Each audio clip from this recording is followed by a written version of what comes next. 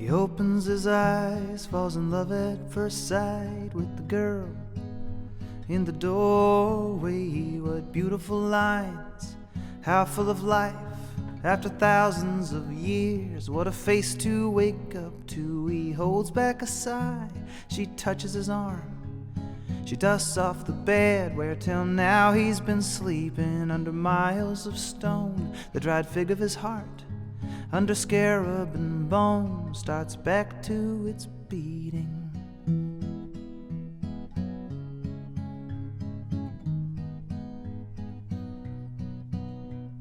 She carries him home in a beautiful boat. He watches the sea from a porthole in stowage. He can hear all she says as she sits by his bed, and one day his lips answer her in her own language. The days quickly pass, he loves making her laugh. The first time he moves, it's her hair that he touches. She asks, "Are you cursed?" He says, "I think that I'm cured."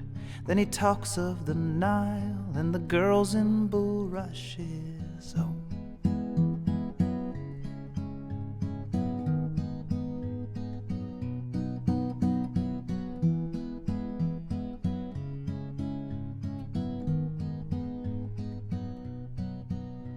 In New York he is laid in a glass-covered case. He pretends he is dead. People crowd round to see him, but each night she comes round and the two wander down the halls of the tomb that she calls a museum. Often he stops to rest, then less and less. Then it's her that looks tired, staying up asking questions. He learns how to read from the papers that she is writing about him, and he makes corrections. It's his face on her book.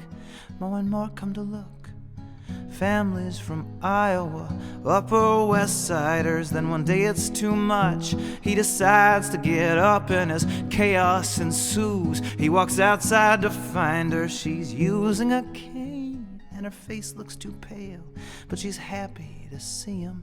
As they walk, he supports her. She asks, "Are you cursed?"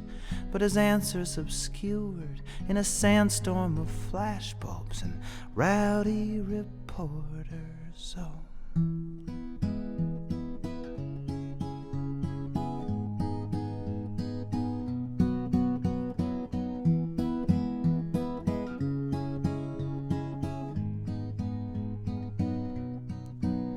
Such reanimation. The two tour the nation. He gets out of limos, he meets other women. He speaks of her fondly, their nights in the museum.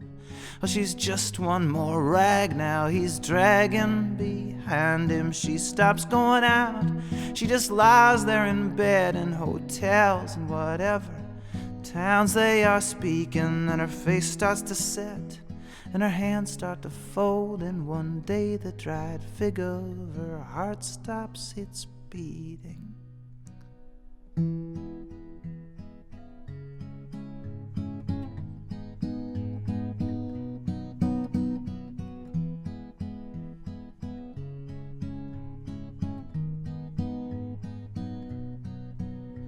Long ago on the ship, she asked why pyramids. He said, "Think of them as an immense invitation." She asked, "Are you cursed?"